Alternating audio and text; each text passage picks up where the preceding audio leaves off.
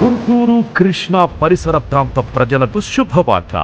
Christ temple ఆధ్వర్యంలో కని విని ఎరుగని రీతిలో గుంటూరులో శాంతి మహోత్సవాలు. తేదీ ఫిబ్రవరి 7, 8, 9, 2023 అనగా మంగళ, బుధ, గురువారాలలో సాయంత్రం 6 గంటలకు. స్థలం LEM హై స్కూల్, రాడిపోర్ట్, గుంటూరు.